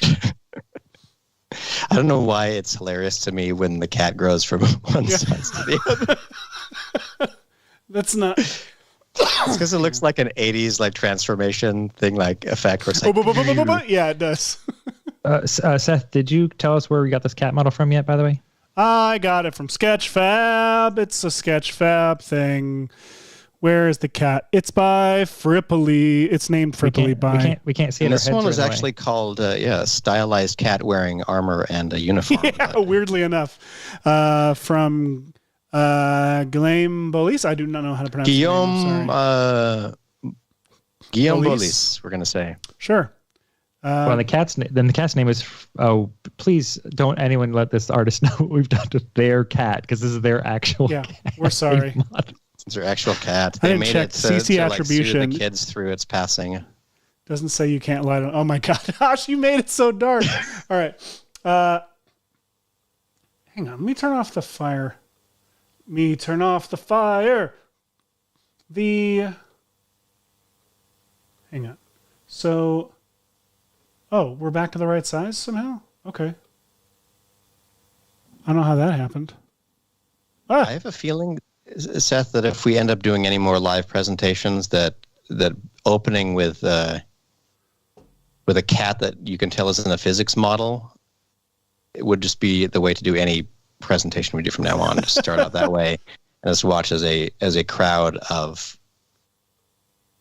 a pro and con crowd draw near. I have to know where this thing is scaling. I don't understand.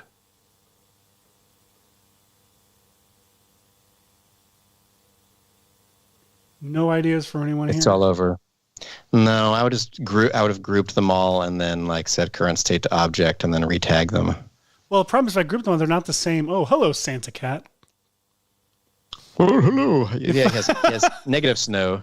Colonel Cat Sanders. Okay.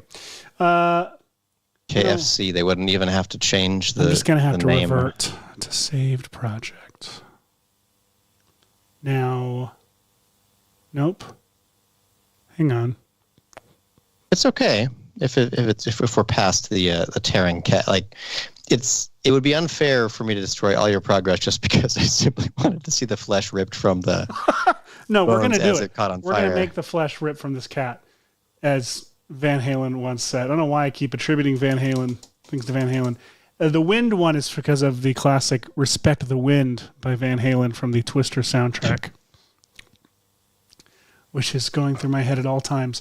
Mesh cage, that's all there. Which I have to say, like, shout out to the homecoming joke. I love Led Zeppelin. Save incremental. Okay, so we were going to light the cat on fire. Mm-hmm. You have to have a checklist for things like this. Where we want to, we're lighting the cat on fire. We're adjusting the size of the voxels in here to make sure it's not, it's an appropriately sized fire. And on our cloth tag, then we're also going to add a tearing element. Oh, I don't have turbulence here. Oh, interesting. It also looks like the pyro settings might be at a negative value for the not the vortice strength, for the buoyancy. Is that what it's called? Possibly. Let me just strength for this was 1,000. Scale was 100, I think. And it was going to be a force, so I was going to turn that back down to 100. I am just truly so thankful that see, look at this beautiful creation that exists because we have an amazing audience. An amazing audience that is... See, now, if you don't go vote for our show, we'll show them this video that you made us make. I'm going to turn the turbulence So please, up again. go to the link in the description and vote for our show. We would appreciate that. We do love you, and we hate... I do literally cringe asking you to do something for us, but... I don't. Wouldn't make us it be listen cool to to be their say puns the like entire that time. we could say like award-winning or at least award-nominated show? Let me tell you, there's nothing more satisfying than getting miles and miles out of the words award-winning in your Award-winning. reels. Take it from me. We could put like laurels on it and everything. Oh, we do need, yeah. All right, We can make so a wall of laurels it's all the same thing, but you know what I'd like to do? I'd like to get our PR team to submit this. Like, I'm going to do a viewport render of this. to And the PETA Awards. submit this to every internet award show possible and see if we can get cat burning alive Why some do we have to awards. say alive? It's such a... All right, so tearing. We're going to tear this cat up. I'm going to go to here, go down to and turn on cloth tearing. Let's see what happens. Ooh. It became a lot more little pieces of geometry. Did. Look. I can't see it. Where is it? We don't know. We This is don't. We funnier just when it's- don't know. It's just standing and Just in defiance. It's like it's got the. It's like a. It's a protest cat. Like let's tear it past 100. okay, tear past 100. Go to the pyro settings and look at its the. Vorticity. Yeah. It feels like it's not enough for this size scene. So, the turbulent buoyancy, make that, is that a positive Temperature buoyancy? Temperature buoyancy. It's 0.045. Oh, that is correct. Turn that up a teeny bit. 1? 1 is maxed out, so, you can just click at the 2/3. 60. Perfect. I just want to see some of the flame get drawn up faster. Interesting. Turn it up more. Or turn up the initial buoyancy more. Turn off density as well. Oh, there we go. Yeah. Energy cat. He just that turbulence doesn't hit him anymore. Wait, go to the pyro settings and see what the heat, the temperature, there are two things that could be happening. The temperature to the temperature buoyancy could be too low. Turn down, like under general, turn down the first one, turn up the second one. And yeah. Just see what happens here. There we go. But we're getting no turbulence since I turned tearing on. It's like I will not tear. Interesting. I wonder if that's because I won't I have tear. soft body on. Oh, uncheck that for a sec. It's got springs holding it together from the inside, like a real cat. Stupid cat. Oh, still. Interesting. Oh, wait, is it a mesh object or is the cat itself? Oh, that's why the mesh object won't tear the cat. I forgot that it wasn't the surface. The cat itself needs to have the cloth on it to be tearing. I'm sorry. Oh, I can do that. Let's just pull that out. Give it a cloth. Do we want to balloon it still? Doesn't necessarily need to be. Well, I guess it would add to the pressure for when it tears. That is an exploding cat. Wow. Okay, so the tear level needs to be somewhere slightly different, so we get more like chunks. Oh. By the way, this is what Hashi and I do on weekdays. Oh my God. But not on a computer. Oh, you just outgassed, and then there's just a balloon collapsing. I like how people tuned in for trees, and they're coming in to find this. So here's what I'm going to do. Do we have a Bob Ross themed image too? And you're clicking on Bob Ross and seeing burning cats. I swear. See, that's why you have to watch the whole show if you're tuning in late. So this makes this is beautiful and natural if you had just walked with us here. Beautiful and natural. All right, I'm gonna get this. I'm gonna export this cat, sans fire, send it over to you to throw it into some trees. Thank you. And it can be on fire when you throw it in a tree. It's totally up to you. I might. Let's see. We'll figure out what combination of physics end up in here in a moment. Why don't you get that working in the meantime? And I'm going to show just because it's fun showing off this ridiculousness. One thing that I did the other day that I had a lot of fun with is I could probably just open up the file or the render. Dope. We've got too many. I got all my business. What am I looking for? I'm looking for the renders from the other day. These are just my business raptors. And then today we have these renders. Let's open up this one.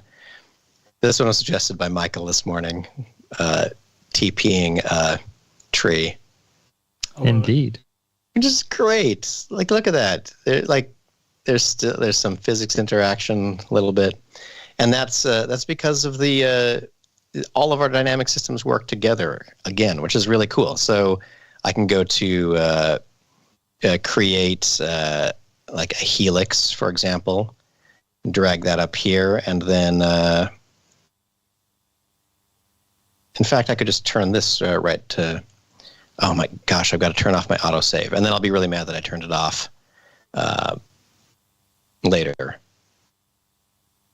Okay, so here's how you do autosave.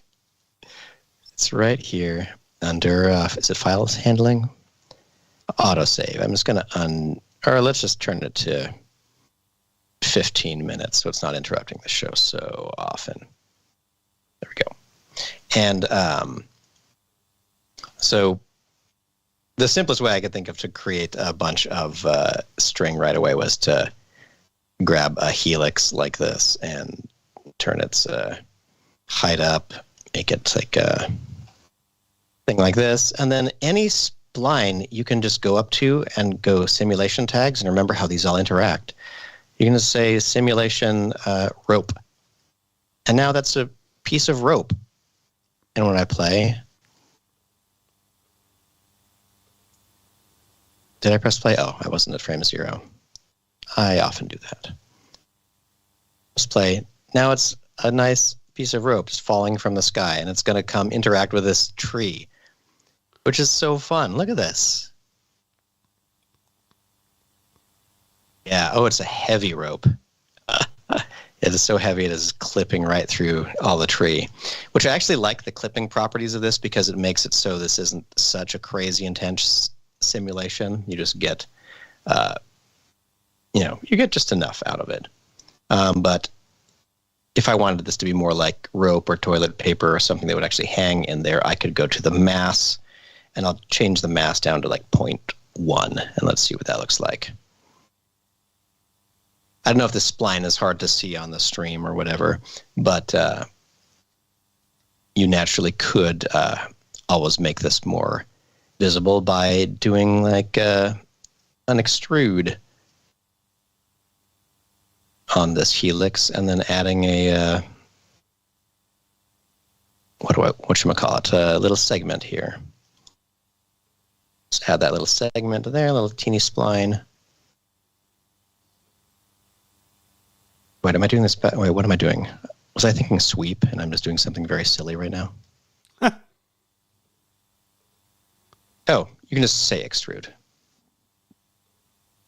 So I had some awesome help from Noseman this morning because I wanted to figure out how to simulate a real, like a roll of toilet paper that could unravel and do this. And we got close. I'm not close enough that I feel comfortable representing Noseman's work with where we got, but I do very much appreciate his time, and hopefully if we snippet this bit and make something later, I'll be able to share some of those details. Okay, here is like, it's like wet toilet paper. It's heavy. But I love this. This is so silly. Seth, while I've been doing this, let me know if we are getting into the realm of silly cat stuff yet. Oh, I accidentally forgot to turn soft body back on. Oh, that happens. Wow. See, this is what a cat would look like if it didn't have internal organs. Yes. Or a system of gravity. Well, weirdly, the gravity's on, but the turbulence keeps that cat in the air. Which, I mean, something's got to. So let's turn soft body back on. Oh, and he's a good cat. And now he's just dancing. I mean, I will say that if you need some cheap animation, we've got it for you. We've got it. But like if you needed a crowd scene or something like that, and you had a low poly handful of humans and just wanted to throw that is true. Throw some turbulence on them. Like, look at that. Could we add our sticker music while that's going, Seth? Let's see if we can.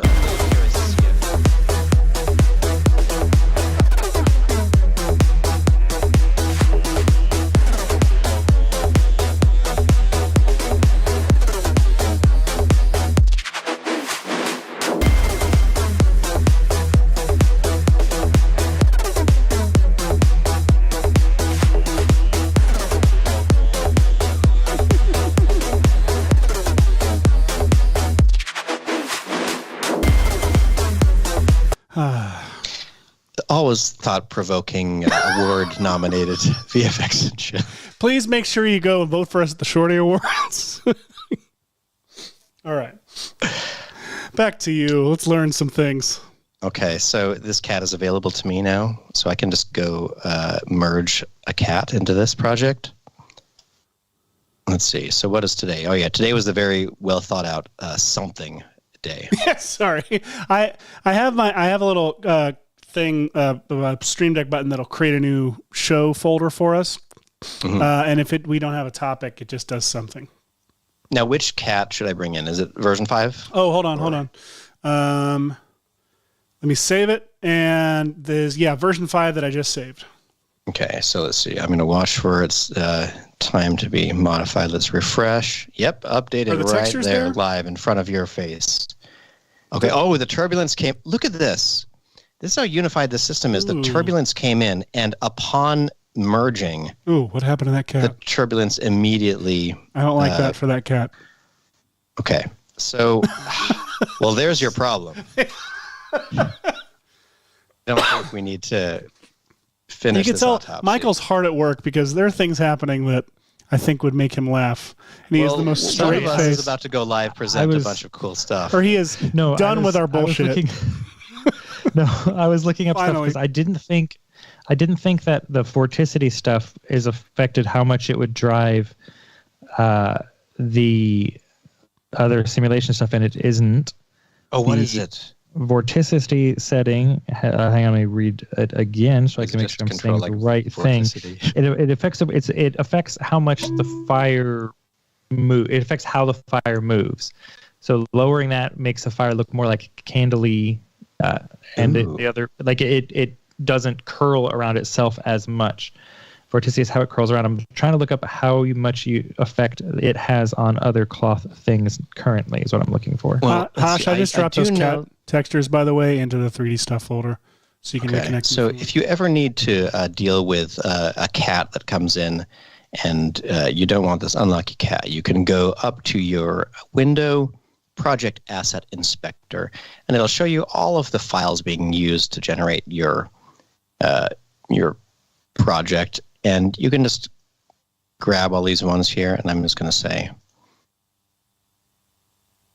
let's grab these ones that are missing, right-click, and I'm going to say relink assets. And all I've got to do is tell it to search through our VFX and Chill folder. I mean, I guess I could tell it this days, but I'm just going to say select folder because I know it's somewhere in there. So it's going to think for a second. It's going to go through those folders and find all of those textures just like that. And then I'm going to close out of that, and now look at that.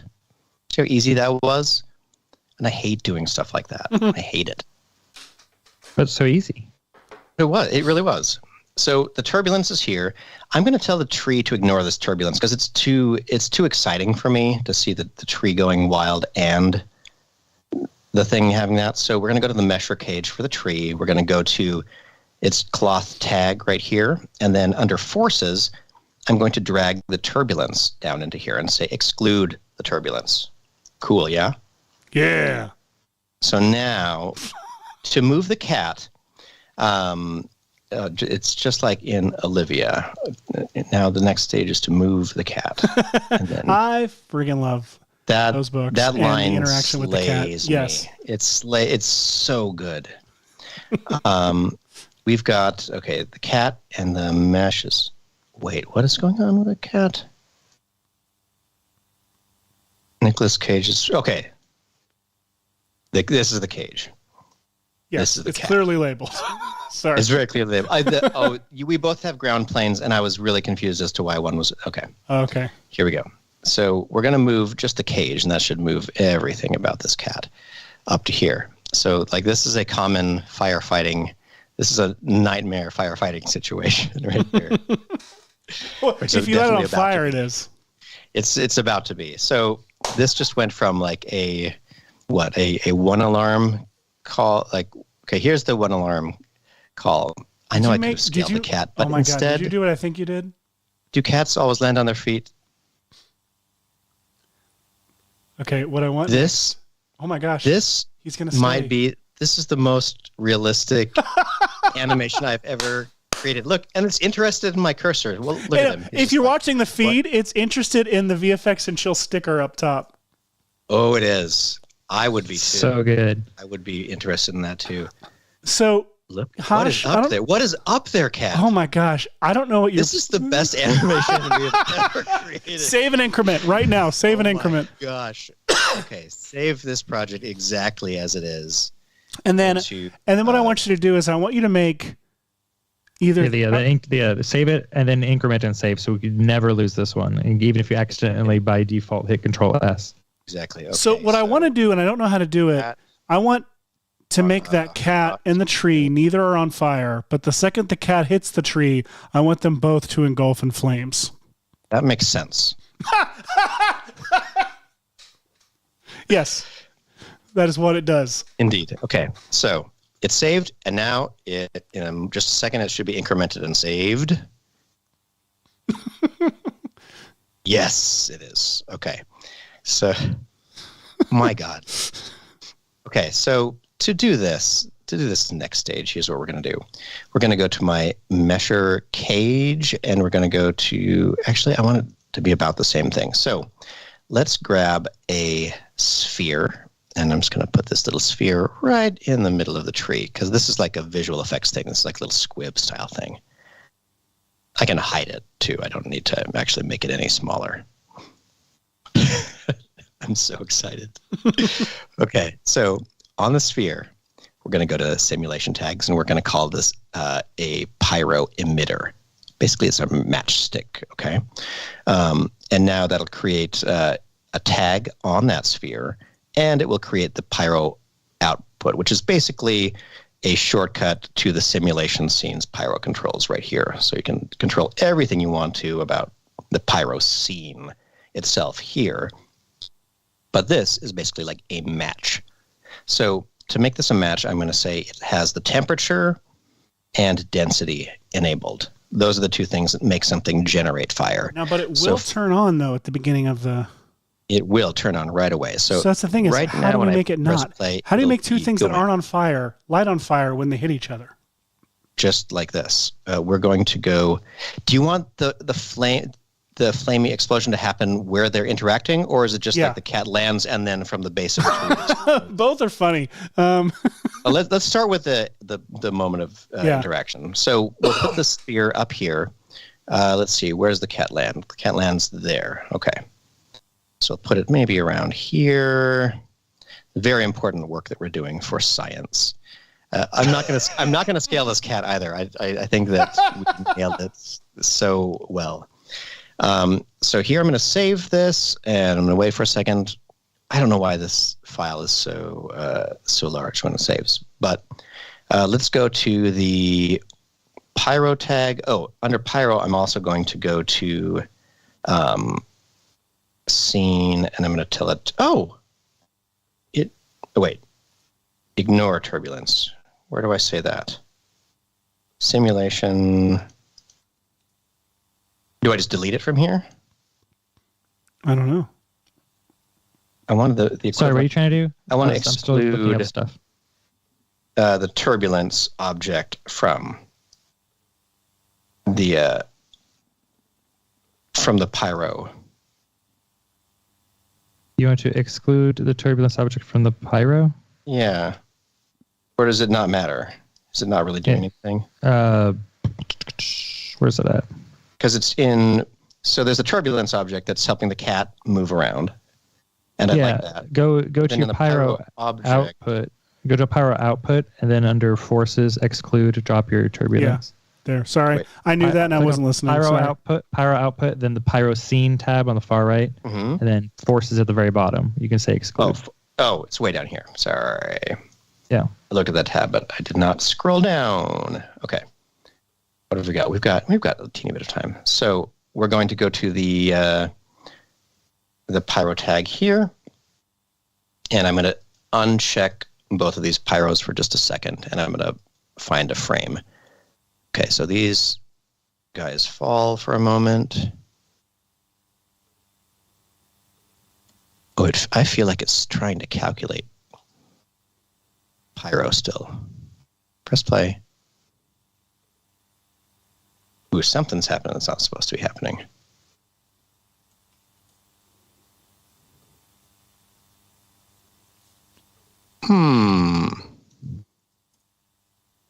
Don't know what I did here. I'm going to... Okay, let me delete the pyro object for just a second. I asked it to do too much. What did I ask it to do?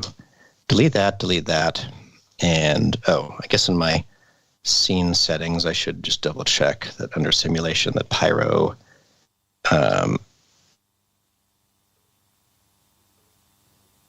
once you've added it, is it just stuck in here? Interesting. Or is it always there? Well, there should be nothing. Found it. Okay, it's still working now. I just don't know. It just wasn't for a moment. What'd you find, Michael? Why? I'm trying to just check what the best setting is for it currently. But what crap? Frame 75. Okay, 75. All I needed was a frame number, really. So let's undo for a second and turn our pyro back on. So now I know that frame 75 is where I want the action to happen. So I'm going to go to frame 74 here. And I'm going to go to my pyro emitter, which is the thing that's the match. You'll all recall. Go to the pyro tag and say, let's put a temperature set and add keyframe right here. Actually, no, I guess I could just say temperature enabled or not.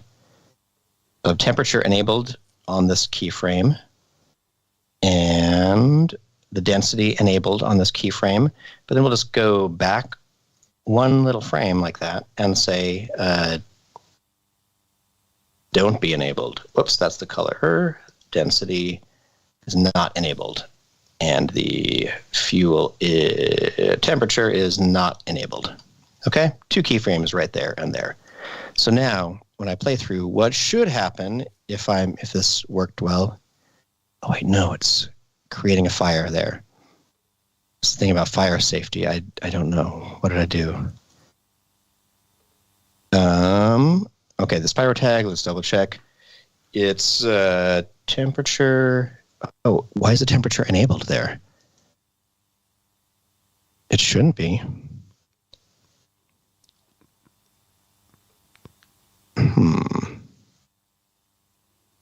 Enabled. Is it the frame before for some reason?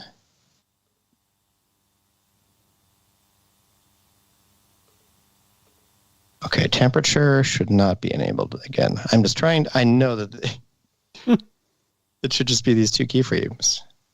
Everything's on, and then the frame before, everything is off. Did I not record it? Animation, add keyframe. I usually turn on auto keyframes, but it makes some people so nervous to watch. Oh, I hate auto keyframes. It makes me so. That's why it puts a big giant red box around the viewport, because it's dangerous. Okay, so I don't need to even draw the sphere, right? If I uncheck that, does that mess up my object? I can just hide it, right? Okay, there we go. So playing from 0, there should be nothing. There should be nothing. And then we're going to see, it's not going to be spectacular yet. We're just turning on the flame right now. I mean, you could just have the tree full of fuel, a cat fuel of temperature, so when the temperature touches the fuel, it goes. Well, that's a good idea. But the thing I was looking for, I could not remember for the life of me where it was, is to make your pyro affect, say, for example, your cloth. You probably want to turn the cloth's mass under the cloth surface tag down to like 0.5 or whatever. It doesn't matter. Okay. Then this is just as a heads up, then on the pyro, on your pyro output, on pyro scene tab, on the pyro tab below that, there's a fluid force factor. Fluid force factor. The fluid the fluid force factor needs to be low. Like, it starts at 0, has no effect, okay. But if you put it onto 0.001, it will have an effect. Okay. So what I'm going to do now is I'm going to just jump into the voxel size and turn it up a bunch for just a second, because I don't know what's going to happen right now. Okay, let's see. Let's find a good angle. I have added a little fuel tag to both of them. The default fuel tag, but I went into the pyro object and turned up the voxel size just to try to make this less intense. I can say density per fuel and temperature per fuel. So let's see what these default settings look like. Here we go. Oh man, it's thinking. I saw the pyro cage expand to that size automatically before there was anything that should catch on fire. The pyro cage is basically the like a VDB pyro cage minimum. Because space. there are some fire simulations where you set a box in which the simulation occurs. Pyro is unbounded, meaning it does not need a specific box in which it happens. It makes the box no boundaries. it makes voxels for simulation to occur wherever it needs them, which means if you have forces that go beyond where you want them to go, you can get things to get way slower. There are ways to control how it makes that space in which the simulation is occurring happen. I'm just waiting. I'm just so excited. Oh man. It's got to be a little sooner. It's got to be a little sooner. Oh gosh. Nope, We get to I see see fire. his final moments on his face. Oh, wow. Got a lot of density, so it's mostly smoke. It is. Okay, let's go back to our fuel settings real quick for each of these objects. So on the fuel tag, is the density just coming from this? So density per fuel. Oh, let's turn that down to like 1. There we go. And relative dissipations, let's leave all that stuff about the same. Velocity dampening at 0. Perfect. Okay, let's try this. Okay, saving this. I don't know why I keep on saving this. And when it's taking so long. All right. Thank you all for staying with us as we do very, very important things. Bad things to cats. Now, I'm looking forward to at some point upgrading this machine so I can. I think if we I should send this back to you, Seth. I think if we view where the simulation is happening, you'll find that it's ballooning way bigger than you need it to because of the temperature. Yeah. I think there's a lot of temperature above the cat that you don't need. So the Pyro Kill Box would be perfect for this. Does that exist yet, or is this something we've been talking about? No, it just released in the current, like the newest thing. Excellent. Okay, so where is our Pyro Kill Box? I'm looking it up. I have not even had a chance to mess with it yet. Create output object. Create. I believe it's a force. Tree settings, extra forces, general, turbulence, no. Forces, advanced settings, draw, volume to draw, shaded, thresholds. Hang on, I'll find it. Advanced settings, pressure solver. Destructor force. You need the destructor force. Okay. Destructor force. Is that one of these? Or is it a different thing? Simulate forces destructor. Okay. And you can say invert for pyro. Invert for pyro. There's a little checkbox there. And what that does is, by default, all pyro particles that lie within the volume will be removed, which you don't want. Mm-hmm. So you invert it. So anything that happens outside of that. All right. Well, that may help. I don't know why this takes so long to save. It seems very silly. Okay, let's play. Are you playing? I will save the play blast of this. Can you make the force of the tree's ignition blast the cat off the screen? Yes. And yeah, Wed Black, you can do that with the feature I just mentioned, which is if you go under Pyro Output, like your scene object, Pyro Output, under Pyro Scene tab, under the Pyro tab, go to Fluid Force Factor and put it to like 0.001 or 0.002, like depending on how much mass your cloth or soft body object has. But the Fluid Force Factor then injects the velocities from the Pyro simulation into the scene as a force. So you can drive rope simulations, cloth simulations, soft body simulations, and whatever other simulations may come into the unified simulation setup will be whatever that might be. It'll end up getting driven by the velocities output by Pyro. I love unified systems.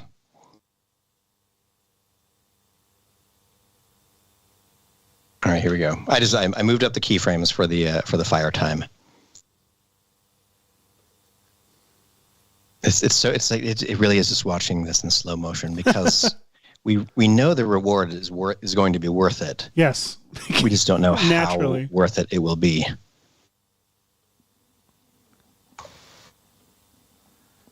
While we're waiting on it, do you know how to get matte reflection to work in Element? Because I don't. I've done it before. Gonna blow up. He's like, everything's going to be okay. What happened? Did I turn down the fuel something too much? He just explodes right then. His full white frame. Yeah.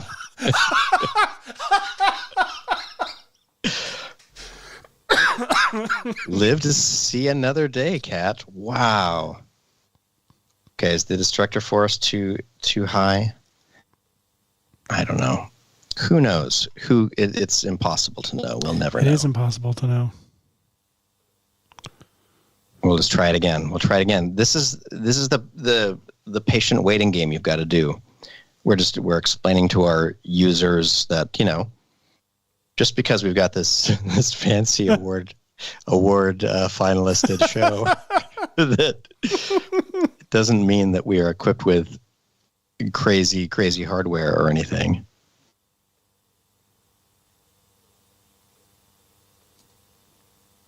I'm going to be so disappointed if nothing happens this time, though.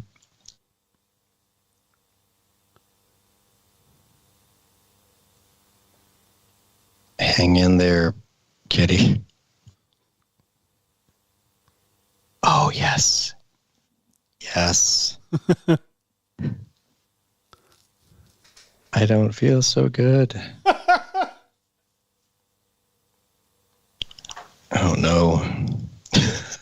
The poor thing. I just love that its head is always like trying to like look up and out of this thing. Oh man, the density. The density is so high. The one tail, just the single tail. Wow, why is my density so high? It's not like I have a specific control over that exact property or anything. It just... Hey, Hashi, on your pyro output object, under pyro scene, under pyro, if you go down to the draw section, can you tick on draw tree structure? Oh, yeah. Pyro tab, down. Oops. That right there. Draw tree structure in the draw section. I've seen. Wait, I saw it before. Tree. Under the draw area, there's a whole draw little drop down underneath advanced setting, like below it, like just twirl up advanced settings on your way, and then there's a whole draw section. Yeah, there we go. I want to see the tree structure. Yes, please. Yeah, this is kind of cool. Play. Then hit play, and it'll show us where the simulation is happening. Man, why is it doing anything yet? Here, go zoom back a little bit. Like zoom out. I just want to see. Well, not that far. Yeah, I want to see how far below the plane that's going. That's a good question. Just hide the plane's visibility real quick. There's a way to do that. The traffic lights.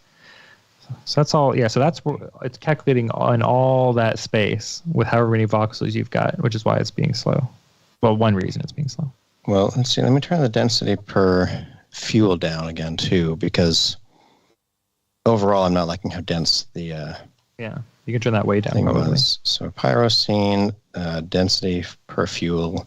Let's do 0.1. And just out of curiosity, let's see what that looks like. Let's also turn the voxel size to like 25. It's a humongous voxel. It's a huge voxel size.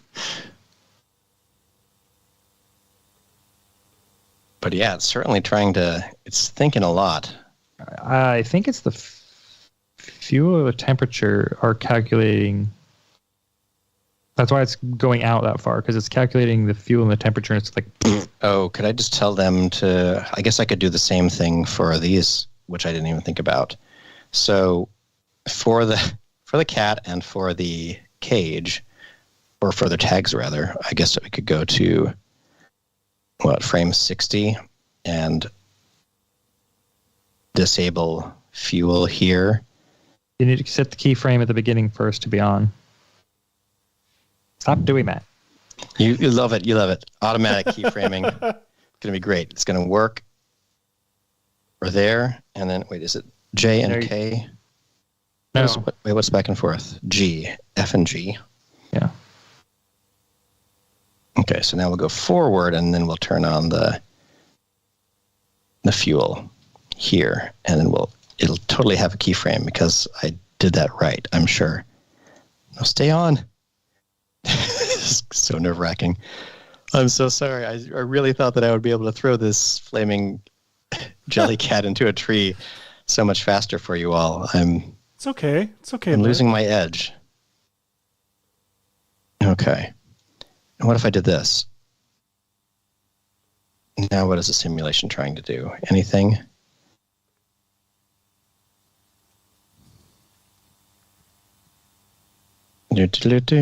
Pyro. Basic.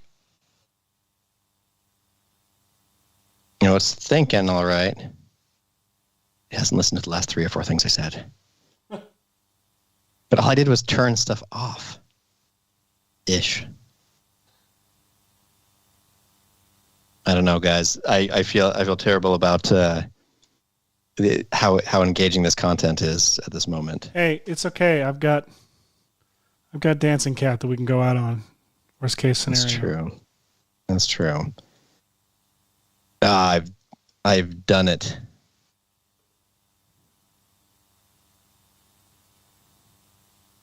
Come on, Pyro. Seth, back to you. Back to me.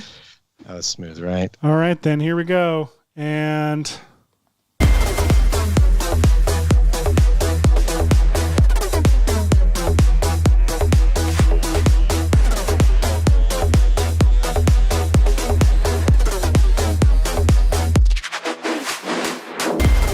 So I wonder how long it would take to cache some fire on this cat. Cash me some fire. Cash me outside. That cat Cash is meow. going crazy. Yeah, it definitely is. Well, let's see how crazy it goes. What force do you have on that? Is that turbulence? Yeah. Sounded so bro VFXy. What do you got on there? Some turbulence? I'm going to cache this fire. Here we go. Oh, I think you should put velocity. Hang on, where's that setting at? Before I just start blabbing. Yeah. Set to movement. No. Ooh, cool. Add to velocity. 200.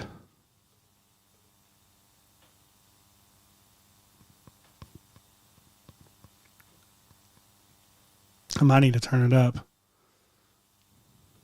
Yeah.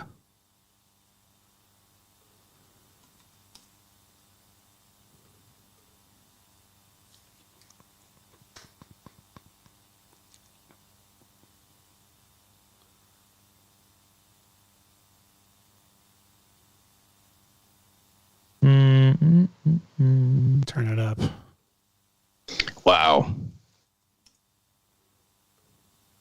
It's funny. I have so much more success with Pyro when I open up a new project and just drop it on. Pyro is the whole goal. I'm just yes. Throw this Pyro on the sphere and it's the best thing I've ever done. But then I'll set up a really careful dynamic scene that I'm once I add fire to this, it will be magical. And the computer's like, what were you thinking? Just give me a thing and I'll set it on fire. I don't feel like this is throwing the fire anywhere, Michael. Do you? No, that's not the setting. I'm trying to remember where that setting is at. It was when I did it. It's been so long. Oh, was it? Yeah, with the Hang on, sword. let me test it. Let me test it just real quick. Hang on, destructor object go away. Plane object go away. Stick around if you want to see solve this cat. We'll add. I feel like this is a worthy project that if we don't figure this out this week, that we have to do an update on it next week. Keep people in suspense. I agree.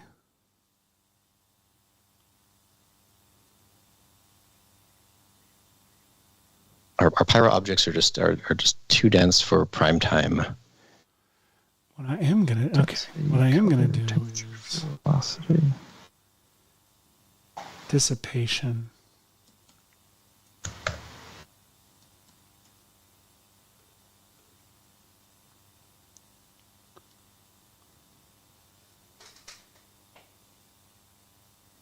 But I really still do love the viewport preview of Pyro so much. I know. It's so pretty. Wow. That should be 9 tails on that cat right now. I know. I'm a little annoyed by it.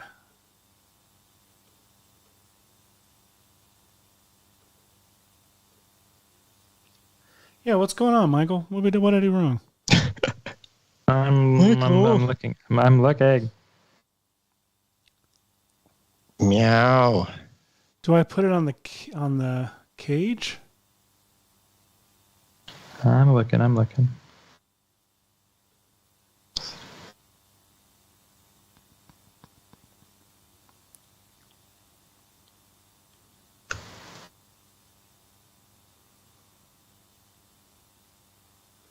Oh, I do need to turn off.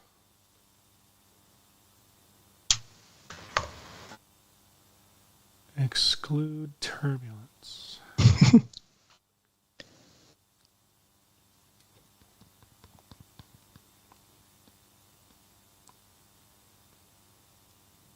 This is a very silly program. This VFX and Chill.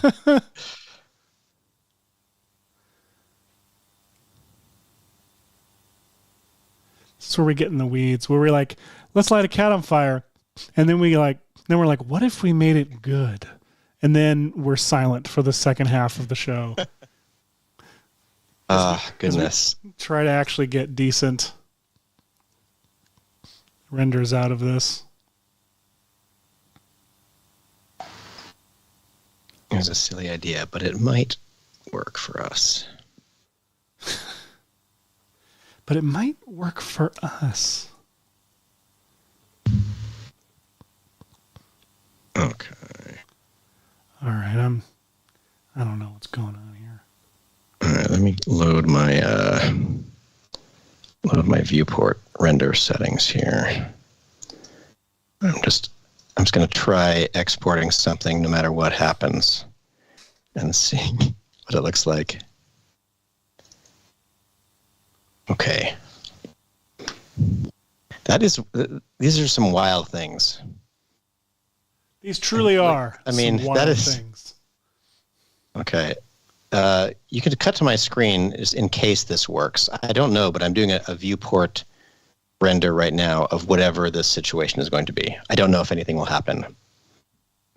I still love the idea of a white screen.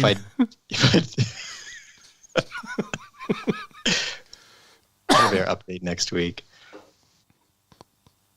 This may do absolutely nothing. Like the white screen, and then next episode we're in the 70s for some reason. Oh my gosh, what happened? Yep. Oh, nothing. Where were you, Pyro? But this curious cat. I love it. For real. It is so good. The way that it's so set cool. Up, it's just jiggle up like this. It's amazing. Nature truly is amazing. Wow. You see, it turns out that like as much as you want to set a giant cat on fire and throw it into a tree, nature just finds a way to just do its thing. Be curious. I want our thumbnail to say how to create trees in Cinema 4D, and the thumbnail to be a burning cat. Oh my gosh.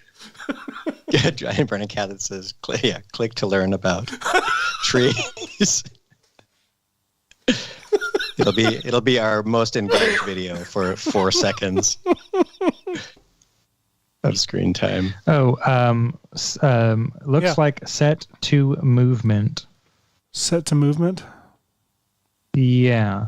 That is working to make the pyro fling away from my emitter as it moves around under velocity on the pyro tag itself. Mine just looks the same every time. I wonder, do you think it's because I cached the... What'd you cache? The turbulence, or I cached the scene before I moved the cloth, before I moved to... I think that the thing is, I think this works for the animation of the emitter object if its position is animated. I don't think it's for point animation. Well, that's stupid and dumb. I think. I am not sure, but I can check. I can check. Hang on. If I take that movement tag off, and just set this back to the hang on. Well, I wish I could share my screen, but I'm not doing that right now. Let's see. Plane effector. Let's see. What should Hashi do in the meantime? Hashi in the meantime I am getting a better simulation though after deleting the scene cache on the cloth. Oh, clever. See if I do add the velocity again, if it gives me what it gave me last time. I'm just doing a little thing here. Oops, size. And, oh wait, I didn't mean a cloner. I probably need a matrix. That motion only works when it's the thing itself animated. Okay. And not, excuse me. Double check. I could just spin the cat around a lot. Set a keyframe. Go plus 400. Set a keyframe. Yeah, it works with keyframe position animation, but it does not work with point level animation. What if I reorder? Where do you reorder simulation priorities? What priority are you trying to? Like, what if you do? Like, what are you doing? There's a stair. There's a stair generator. You don't even need a cloner. Just hit Shift C and type stairs. That's ridiculous. Shift C and type stairs. Yeah, there's a stair generator built in. You don't have to make a cloner with cubes. Okay, so you're a stair generator. Stairs. Oops, you have to know how to. Yeah, need to know how to. Yeah, stair generator. And just double click on that or something. Mm-hmm. And then I'm going to turn it off. Hey, look at that, stairs. Yeah. Let's turn them. Look at all the settings. And then look at all the settings you've got for it. Oh, it's even like a. Oh, yeah, it gets proper like style. Well, it doesn't have to be. Look at all the settings it's got. It's got many options. What? Why so many? Excuse me. Step thickness. I don't need all this. I was just saying, if you wanted like. But it's amazing. I want my Beetlejuice staircase. Fine. And then on this cloner, we'll say simulation collider. Darren Frankovitz is asking, what did he miss? Trees and cats. Oh boy, and Darren,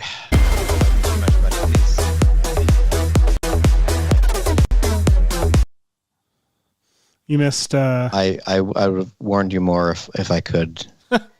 Just don't. Look away, Darren. Darren Frankovitz says there's a more basic stair capsule too. Rocket Lasso says the one you were looking at was made by Psycal says Rocket Lasso made that stair. I was like, is Chris here? At. No. Psycal said Rocket Lasso made that stair one you were looking at. And Moni Visual Pro says, hey, Seth, Hashi, and Michael, love your work. Big fan of you guys. Big fan of you. Wait, can we put that quote on screen as... If you want to vote for us.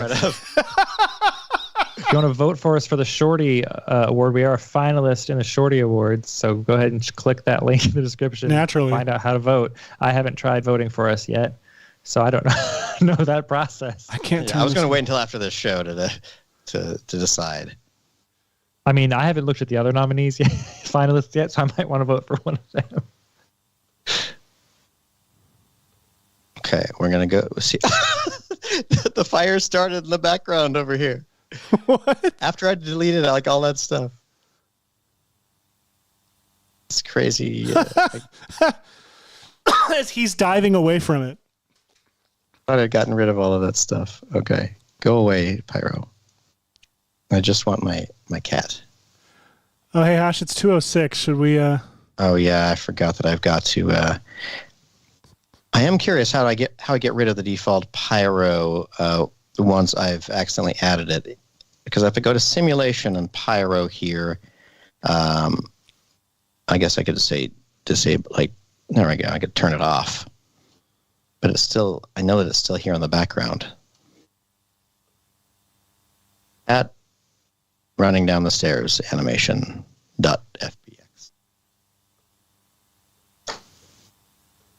I don't know. You still got a Pyro tag on your sphere, if that's what you're wondering. Oh.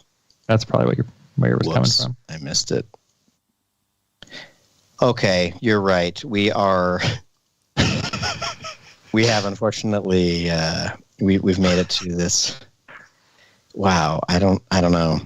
When we started the show, we set out to teach you all about trees and many things you can do with them. Many things you can do with them. If you have any questions left over about trees, I mean, sure, we can cover it again next week. What if we keep talking about doing a trees part 2, and then it always devolves? We just keep going back to cats. We're like, well, what we could do is you could put a cat in here, and you could light it on fire, and then 2 hours of.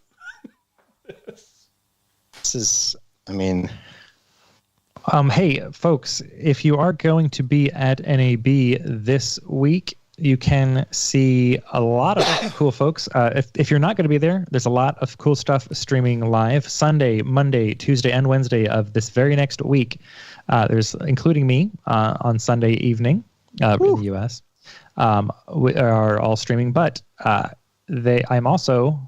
Not I. There's also, if you're going to be at NAB, like in the Las Vegas area, get yourself an exhibits pass, and you can come check out not just the presentations live, but there are also little demo stations all around, and I will be on demo stations the rest of the week, most of the days, in the morning on Monday and in the evening on Tuesday, and a little bit on Wednesday as well in the morning. So swing by and ask questions. We can show you things. We can kind of answer your questions in real life. So if you're in the Las Vegas area next week, come say hi. Please, do it. That would be awesome. Go say hi to Michael. And Chad and Ellie and Chris Schmidt's there and Simon. There's lots of us are there. It's going to be a blast. We're going to play pinball. We're going to eat food. It's going to be lovely. It sounds amazing. It does sound amazing. Stall for Please do that. That would be fantastic. A second for me. Ooh, I love whenever Seth says that. Well, it's not really going to be worth it. It's just a little thing. That's all. Hey, it's always worth it, Seth. We are here to support the arts. Now you have to get out of here soon, though, don't you? I do. I know. But like. No one will know. My location isn't recorded and being broadcast right now. So I'll just trust that I was doing something very important, and since my screen isn't what's up right now, like everyone can leave that for now. Yeah, no Justin one knows. LeDuc says that Seth's wiggly cat is literally what their cat does when they wake up to the sound of the fire alarm going off, which is apropos. Same music. The cat just sings and flicks the light switch and do like a cheat driven rave. Speaking of the cheat, or is it the appreciate my shirt today? It's a t-shirt. It's a t-shirt. Old school. My blood hurts. When you fall into a bottomless pit, you die of starvation. That's my favorite. For those of you too young to know what we're talking about, this is Strong Bad from Homestar Runner, and there's a lot of humor involved in the. I love humor. So if you like famously. Have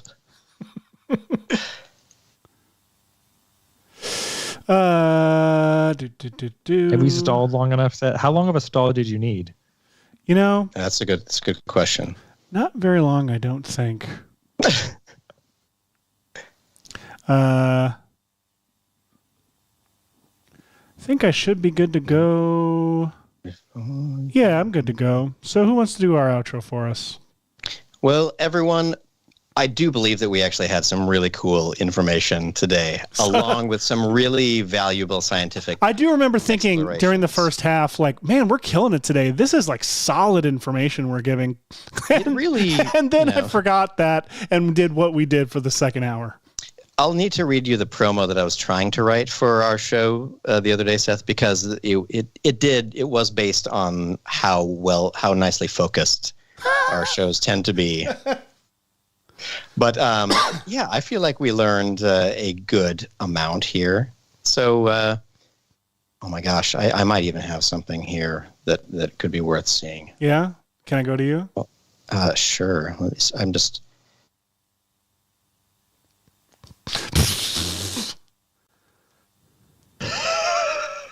My God. This is called Bonfire of the Vanities. Yeah. Thank you so much. That's our show. We'll see you next week. Make sure you go and vote for us in the Shorty Awards. Good night, everybody.